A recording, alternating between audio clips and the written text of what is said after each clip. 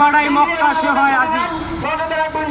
আমরা যারে ক্ষমতায় বসাই সে নিজের স্বার্থ আর করে পেট পূজারি। আপনারা জানেন 53 বছর বাংলাদেশের লড়াই করে এখন পর্যন্ত বাংলাদেশের জনগণের ভাগ্যের কোনো পরিবর্তন ঘটাতে পারিনি আমরা। এর কারণ 5ই আগস্টের পরে আমরা বহুত আশা নিয়ে ডক্টর ইউনূসকে আমরা অন্তর্বর্তীকালীন সরকারের প্রধান উপদেষ্টা হিসেবে ক্ষমতায় বসাইছিলাম। আমাদের আশা ছিল আওয়ামী লীগ 15 বছরে যেই পরিমাণ অপকর্ম বাংলাদেশে করেছে এর প্রত্যেকটার পাই পাই করে হিসাব তিনি আমাদেরকে দিবে। কিন্তু আমরা কি দেখতে পাচ্ছি, এতগুলা ব্যাংক লুট হয়েছে, একটা ব্যাংক লুটারকেও ধরতে পারেনি তারা। বরং যারা আসামি ছিল এই আওয়ামী লীগের দোষরের যে আসামিগুলো ছিল 552 জন আসামি তারা জামিন দিয়েছে। তাহলে তারা কি সংস্কারের মূলে ঝুলাইছে আমাদের সামনে?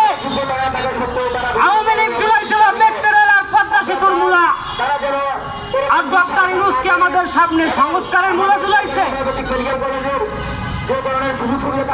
এখন পর্যন্ত চালের দাম কমাইতে পারে নাই, বিদ্যুতের বিল কমাইতে পারে নাই, সে জনগণের উপরে জোর করে আবার বাড়তি ব্যাট বসাই দিছে। তাহলে যারাই পাঠাই মক্কা সেই হয় আজি, সেই বসে ক্ষমতায় সে নিজের স্বার্থ আর করে পেট পূজারি।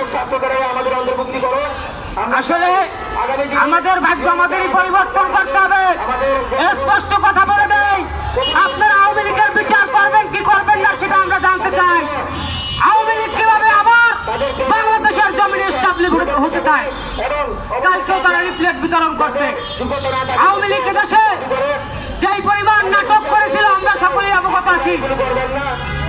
বিরোধী দল কোন একটা সভা সমাবেশ করলে সেখানে যে খেয়া বন্ধ করে দিত, লঞ্চ বন্ধ করে দিত, বাস বন্ধ করে দিত।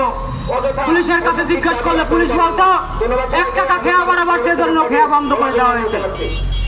আর খেয়াওয়ালার কাছে জিজ্ঞেস করলে সে বলতো আমাদের কাছে বলছে তুই যদি খেয়া চালাস তুই থাকবি না, তোর খেয়াও থাকবে না। তো এই ধরনের নাটকবাজ একটা প্রধানমন্ত্রীর তার দোসররা এখনো সচিবালয় বসা, দুদকরা কি করে? প্রত্যেকটা আওয়ামী লীগের আমরা এখনো সরকারি বড় বড় দপ্তরে বসা। এদেরকে অপসারণ আপনারা করতে পারেন, এদেরকে করতে হবে অপসারণ, এটা আমাদের দাবি। অপসারণ করেন, নয়তো বা দেশে আরো কত ষড়যন্ত্র চলে দেখতে থাকেন। আসসালামু আলাইকুম ওয়া রাহমাতুল্লাহ।